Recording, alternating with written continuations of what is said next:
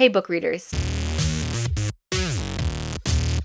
Today we're going over a quick summary of Divine Rivals, book 1 in the Letters of Enchantment series before book 2 comes out, Ruthless Vows. It comes out December 26th. I also filmed a extensive chapter by chapter complete recap that you can see on my page if you're interested in a longer description. This is just going to be a quick summary with not every single detail that happened in this book, but all the basics that you need to know of what happened and what is going to matter for the next book. Okay, so Divine Rivals tells the story of Iris, Winnow, and Roman Kit. They start out as rivals at the newspaper where they work, and they're competing for the same promotion. So the beginning of the book starts out with a scene where Iris is saying goodbye to her older brother Forrest, who has enlisted in the war between gods to fight for Enva. Enva is the god of the east, Daker is the god of the west, and so they are fighting for Enva. Iris doesn't want him to go, but she says that he heard Enva's call and was determined to go. So it's some kind of like music. He heard this music and he was passionate about enlisting. Shortly after that, we find out that Iris has had to drop out of school and get a job at the newspaper to help pay for things because her mother isn't doing well. Since Forrest left, she's become an alcoholic. She lost her job. She needs some help. It talks a lot about Iris and Roman at their job. So Iris and Roman have some back and forth at their job at the newspaper as rivals. And one day Iris comes home from work and her mother isn't there. She's worried about her, but she doesn't know what to do. So the next day at work, she hears about a dead body and the description of the body. She goes to the station straight from there and she identifies the body of her mother. And from there she goes straight home. Because she had left in the middle of work to go identify her mom and then she didn't come to work the next day, Roman shows up at her house to check on her. And she does not tell him that her mom died. She doesn't want anybody to know. She goes back to work the next day and she's given the assignment of writing her own mother's obituary because she didn't tell anybody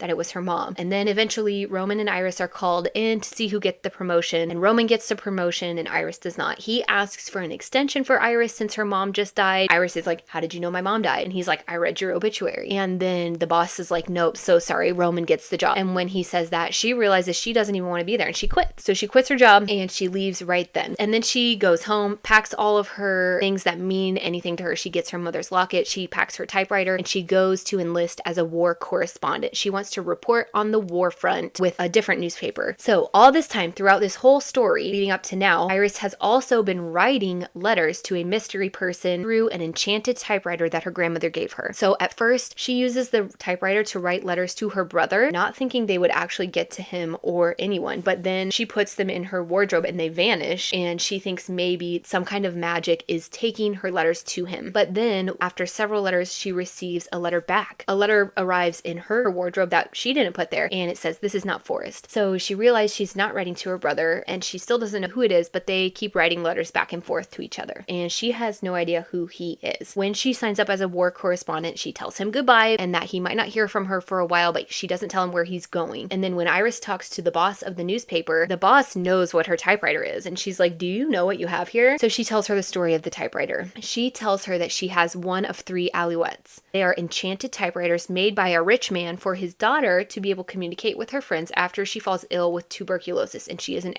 able to get together with them. So she says that the 3 friends would write letters and stories to each other on these typewriters throughout a year, back and forth, until that girl died. And then when the girl died, the father donated her typewriter to a museum and the other 2 kept theirs. And she learns that the silver plate on it is her grandmother's initials, and her grandmother was one of the friends of this girl. Iris realizes that it's the typewriter that's enchanted connecting them and not like the wardrobe or something there. So then also all along, we also get Roman's POV. When we get Roman's POV, we find out that he is the one who is receiving Iris's letters, and he knows from the very beginning of receiving them because of the information she puts in them about where she works and about her brother, and he says the style of writing, he immediately knows it's her. He does not tell her that he is the one receiving her letters because he's afraid that she will stop writing to him if he tells her. And then we also learn more details about him. So one in particular, he had a little sister who drowned one day and he took her swimming and he fell asleep on the bank and she died while he fell asleep. So he carries extreme guilt about this, and he often thinks things that are happening to him are because he did that and that he deserves it and that it's rightful punishment for what he did. We also learn that Roman's father has arranged for him to marry someone, and we get a clue that his family and the arranged family may not be on Enva's side in the war because Roman sees what looks like bombs, some kind of silver canisters in a crate that her family makes, and his father tells him that it'll be worth more to Daker because he believes believes Daker's going to win. And so he tells Roman he has this plan for him to marry into this family to try to get them power in the end when Daker wins. And Roman does not agree with this because he is not a Daker sympathizer. He wants to fight for Enva, and he does not want to marry this girl, and he does not agree with his father. Also, we know that his family is wealthy because his grandfather pioneered the railroad. At one point, Roman talks with this girl he's supposed to be engaged to. Her name is Eleanor, and she tells Roman that they're not bombs, but she won't tell him what they are until they're married. And she also tells him that she's in love with someone else, and Roman realizes he's not going to be married to someone who will ever love him, but he thinks he deserves to be married to her because of what he did to his sister. And his father makes him feel that way too. So then, after Iris leaves the newspaper to become a war correspondent, Roman begins to realize he doesn't want someone else to have written his story. He doesn't want his father to be in charge of writing his story. He wants to write his own story. So he breaks off the engagement and he quits his job, and he also signs up to be a war correspondent. Where Iris is stationed, we meet Marisol, who is the host. She owns the bed and breakfast where they come to live. We also meet Addie. Her name is Thea Atwood, but she goes by Addie. She's another war correspondent who's a little bit older than Iris. We eventually find out that Marisol is married to her wife Keegan, and that Keegan is off serving as a soldier in the war also. Iris and Addie help at the infirmary. Iris begins to write letters home for the injured soldiers, and then Roman joins Iris where she's stationed, and she cannot understand why he's there. She cannot figure out why he would give up this promotion and engagement. He just says he wants to write about the war like she is. So then Iris and Roman go to the front together to report on the war. While they're there in the trenches, they're bombed, and Roman is injured, but she is okay. And during this whole process, Iris and Roman are separated because Roman is taken to the infirmary to get help, and Iris has to stay and help wounded soldiers get out before they are overrun by the enemy. Around this time, Iris has a letter from her mystery pen pal that she hadn't been able to finish, that she kept trying to finish, but she never was able to. When she finally gets a chance to read it is when she realizes that the pen pal is Roman. And so remember, the way she realized who it was because at one point before they go to the front, Roman asks Iris and Addie for synonyms for sublime. And Iris says divine, and Addie says transcendent. And so in this final letter that she's reading, he uses all these words, and that's when she starts to realize this can't be a coincidence. And then at the end of the letter, he says that he loves her, and she starts to put two and two together. When she realizes it, she goes to his bag, and that's when she finds all of her letters that she had written him. She realizes that it's Roman. So then she goes and finds him in the infirmary, and she confronts him. She's angry, she's upset, she doesn't understand. She's having a hard time putting the two people who she knew together to be the one person. But Roman doesn't let her leave. He even gets up out of the hospital bed and kisses her. But then she leaves and reads all of the letters he had sent her again. She realizes that he had never misled her, and she's scared, but she wants to be vulnerable with him too. Finally, she tells Roman she wants to be with him too. He says he wants to marry her. Things move very quickly because they just came from the war front. They realize how short life can be, and they don't want to wait, so they plan to be married that day. Shortly after they plan to be married, the evacuation sirens sound, so they realize Daker is coming to take over their town and that he'll be there by the next day. Keegan comes back and helps prepare everyone. Iris and Roman plan to evacuate, but then Keegan tells her where her brother is, that he's only a few kilometers away, and she wants to stay so she can find him. So they decide Iris, Roman, Keegan, and Marisol are staying. That night they get married in a quick ceremony. It briefly describes their first night together, and then they awake immediately realizing that things aren't right, that it's too quiet, it's too cold, and Ethereals start dropping bombs and start destroying the whole town. And then they drop gas canisters that start expelling gas that hurts all of them. Everyone starts to flee. So she gets separated from Roman in the gas, and she's looking for him, but then she's approached by a person in a mask, like a gas mask. She can't tell who it is, but she thinks it's Roman because who else is going to be coming up to her? And so she follows him, but then she realizes she's going the wrong way. She also realizes he doesn't have a limp like he should, and she knows it's not him. She turns around and she sees Roman is chasing her, trying to get to her as well. She finds out the person in the mask is her brother Forrest, and he won't let her get to Roman. He says that it's too late for him. And the last thing she sees is Roman collapsing to the ground, and then she passes out. She wakes back up in the woods with Forrest. She goes back to look for Roman, but he's not there. There's no evidence of him except for a bloody spot in the grass that has a dark circle around it. Her brother says it's too late for him and that he's not here. He doesn't tell her anything else. So then we find out that her brother had been fatally injured in the war fighting for Enva, and that he was too sick to evacuate when Daker was coming. He says that Daker healed him before he died, and he was forced to fight for him because of the life debt. So he did not want to fight for Daker, but he was forced to because he healed him and saved his life. Then they figure out he was there whenever the trenches were bombed, and he was part of the soldiers that stormed the trenches. And when he stormed the trenches, he saw his mother's locket, which Iris was wearing, that got lost in the trenches. When he saw the locket, he realized his sister was there and he wanted to find her, and that broke him out of his spell of fighting for Daker. He says once he did that, he looked for her and was able to fight off the call to fight for Daker, and he deserted his position and did everything he could to get to Iris and get her out of there. So they make it back to their apartment. He asks her to stay with him, and it ends with Iris seeing a letter in her wardrobe that said, Iris, Iris, it's me, Kit. And if you remember, when she left to go be a war correspondent, she had said that there was a letter in the closet and she left it there because she was afraid it would keep her from going to fight in the war. So then she comes back and sees this one, and it makes you think it was that letter that had been left there. But then it says, Iris, Iris, it's me, Kit. And we don't know if it was the letter that was left there and he had told her who he was, or if somehow wherever he's at now, he is able to send her a letter through the typewriter and communicate with her. We don't know. And then finally in the epilogue, we're given Daker's POV, where he takes over the town where Iris was staying with Marisol. It says he describes himself as the god of healing and that he can sense when his soul is dying. He says as long as they still have the will to live, that he can save them. So he describes mortal souls as being like ice and fire, and that the ice souls are always better for him, but sometimes the fire ones surprise him. He describes feeling this gasping soul, who we believe is Roman. It does not say his name, but it describes him by his hair and by his wounds and as a war correspondent. He says that he only had 1 minute and 13 seconds left to live and that he saved him. He describes Roman's soul as like ice, as a cold, deep spirit like the sea. So I don't know wherever that will take us. And then it says he realizes Roman is a war correspondent and he wants one because he's never had one of those. So he tells his man that's there with him to take him below, and that's when we're told that the dark circle that was drawn around where he was is a quick portal to get below. The man takes Roman below, and it ends by saying Daker looks eastward to the path that will lead him to Enva, and that's it.